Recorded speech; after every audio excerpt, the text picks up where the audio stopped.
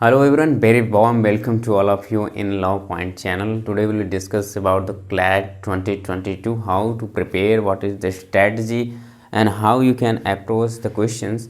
All these discussion in this video you can watch till in and understand why and how you can crack the examination of CLAT 2022.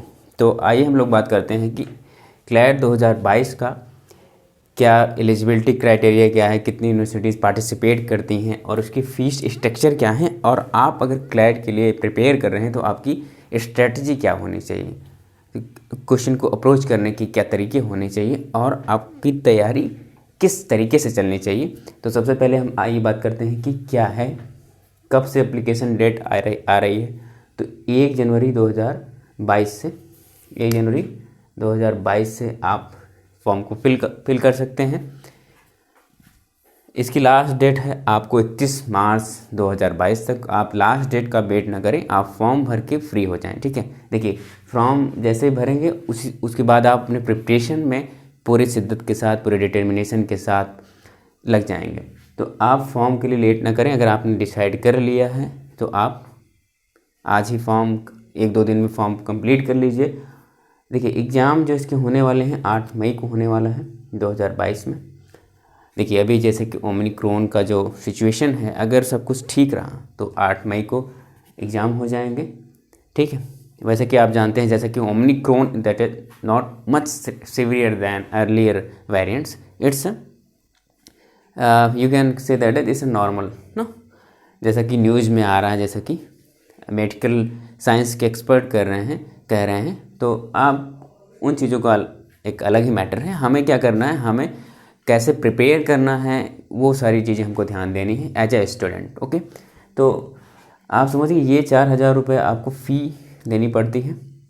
ठीक है, इसकी फ़ी जो है आपकी entrance exam की फ़ी वो 4000 रुपये है। आप उसको आप अगर कैसे विजिट करेंगे, आप एक सरकारी result.com है, उस पर जाके क्लिक कर सकते हैं। आप डायरेक्टली इसके वेबसाइट्स पर जाकर विजिट कर सकते हैं, जिससे आप एप्लीकेशन भर सकते हैं। आइए देखते हैं क्या है एलिजिबिलिटी क्राइटेरिया। आखिर अगर क्लैट आपको 2022 देना है तो आपकी एलिजिबिलिटी क्राइटेरिया क्या होनी चाहिए। तो आप सबसे पहले देख लीजिए, आप क्या होने चाहिए, 10+2 होने चाहिए या इसी का इक्विवेलेंट कोई कोर्स होना चाहिए। जैसा कि नोटिफिकेशन में लिखा गया है कि कोई भी हो जो 12th का हो या उसके इक्विवेलेंट का हो।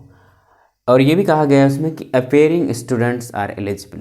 अपेयरिंग स्टूडेंट्स आर एलिजिबल मतलब कि जो इस बार 12वीं में हैं, जो बोर्ड्स की एग्ज़ाम देने जा रहे हैं, वो भी अपना रजिस्ट्रेशन इसमें करा सकते हैं, मतलब कि वो भी एप्लीकेशन फिल कर सकते हैं क्लैट 2022 का। तो आप समझ गए बात।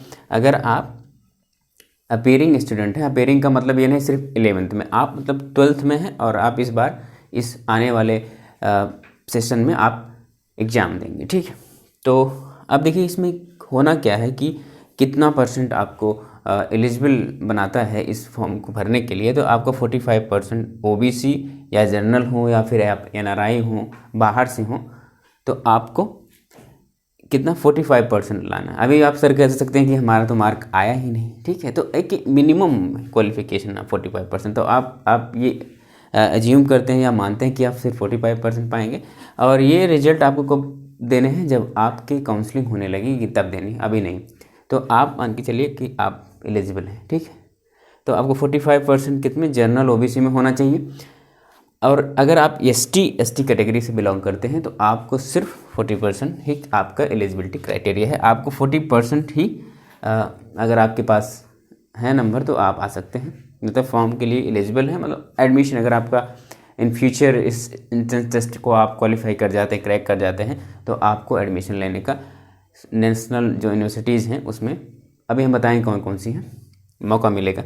देखिए सिलेक्शन प्रोसेस उन्होंने दे रखा है कि कैसे हम सिलेक्शन करेंगे। मान लीजिए दो स्टूडेंट हैं, ए और बी 2 स्टूडेंट हैं और इनका सेम मार्क है, ये भी 20 नंबर पा गए, 20 नंबर, ये भी 20 नंबर पा गए। तो इस केस में कैसे सिलेक्शन होगा वो बात कर रहे हैं। तो सबसे पहले ये देख लीजिए, higher mark in legal aptitude, मतलब कि आपका जो लीगल का पोजीशन है वो, उसमें आपको कितना जो हायर होगा उसको देखा जाएगा। ठीक है, अब मान लीजिए लीगल में इनका लीगल में इनका 19 है, इनका 18 है, तब तो ये एलिजिबल ही हो गए। लेकिन मान लीजिए फिर 18 इसमें बराबर हो गया कि लीगल में जो है उनका 18 ही, इनका भी 18 है, तो उसके बाद हम लोग हायर एज देखेंगे, क्योंकि एज किसकी ज़्यादा है, तो जिसकी एज ज़्यादा होगी तो उसको चूज कर लेंगे। अब मान लीजिए एज भी सेम हो गई, तो उसके बाद हम लोग क्या करेंगे, उसको बाद हम लोग लकी ड्रा कर लेंगे। कंप्यूटर का लकी ड्रा होता है जिसमें आप दोनों का नाम डाल दिया जाएगा और उसमें लकी ड्रा होगा, जिसका नाम आएगा उसको क्या कर लिया जाए, उसका सिलेक्शन हो जाएगा। आप बात समझ पाए, ठीक है। अगर मार्क्स सेम है लीगल एप्टीट्यूड को, फिर हम लोग किस पे आएंगे, हायर एज पर। अगर हायर एज भी सेम है तो फिर किस पे आएंगे, लकी ड्रॉ पे। तो ये इतनी बातें हो गई, आप हमको लगता है अच्छे से समझ गए होंगे।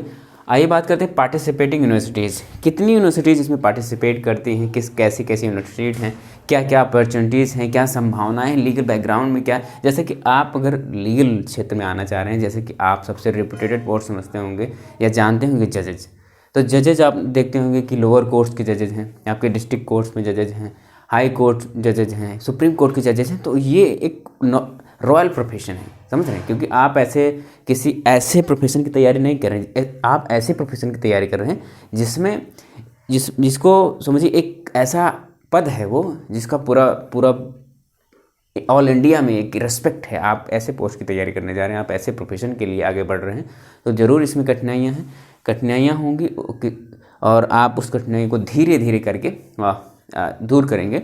हम अगली वीडियो सिलेबस पे भी लाएंगे, आपको सिलेबस कैसे कवर करना है, और उसके बाद हम स्ट्रेटजी पे भी वीडियो लाएंगे कैसे करना है, और आपको इंपॉर्टेंट टॉपिक्स भी बताए जाएंगे कि कैसे कैसे आप चीज़ें इसमें डील कर सकते हैं, कैसे अपने आप तैयारी को सुदृढ़ कर सकते हैं। गाइडेंस यहाँ से आपको मिलेगा।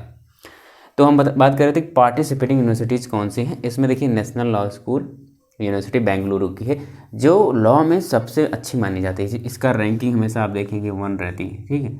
ये नेशनल लॉ स्कूल है जो बेंगलुरु का है। इस बार नेशनल लॉ स्कूल में LLB के लिए भी प्रोग्राम, ये किसकी क्लैट किसके लिए है, BA LLB के लिए। आप ठीक है, ये BA LLB करवाती है सिर्फ, ठीक है। क्लैट जो है BA LLB करवाती है और LLM के लिए करवाता है। यहाँ LLB के लिए ये LLB नहीं करवाती, ठीक है। तो क्लैट LLB नहीं करवाती है, BA LLB करवाती है प्लस LLM के कोर्स करवाते हैं। आपका PG का जो BA LLB जो बैचलर ऑफ लॉ का डिग्री है ना, और आपकी LLM के मास्टर ऑफ लॉ की डिग्री है। इसमें है भी बैचलर ऑफ डिग्री कौन सी है, LLB का भी है बैचलर ऑफ लॉ, लेकिन ये क्लैट के थ्रू नहीं होता, अलग अलग यूनिवर्सिटीज़ करवाती। इस बार CUCET आना है, तो हम अगली वीडियो किसी दिन डिस्कस करेंगे CUCET क्या है, कैसे कैसे सिलेबस पैटर्न्स हैं, क्या एलिजिबिलिटी है, कैसे चीज़ें होंगी, उस पर भी हम लोग बात करेंगे। तो जैसे कि हम बात कर रहे थे कि पार्टिसिपेटिंग यूनिवर्सिटीज़ में हमने बताया नेशनल लॉ स्कूल है, नलसार है हैदराबाद में है, NLU है भोपाल का, NLU है जोधपुर में, ठीक है।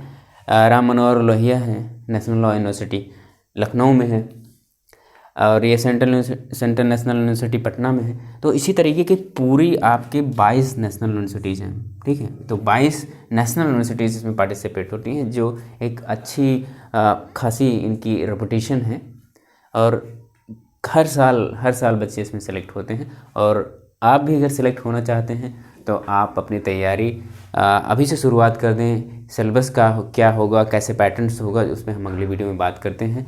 तब तक के लिए आप फॉर्म फिलअप कर लीजिए और इस चैनल को सब्सक्राइब कर लीजिए लेटेस्ट इन्फॉर्मेशन एंड स्ट्रेटजी के लिए।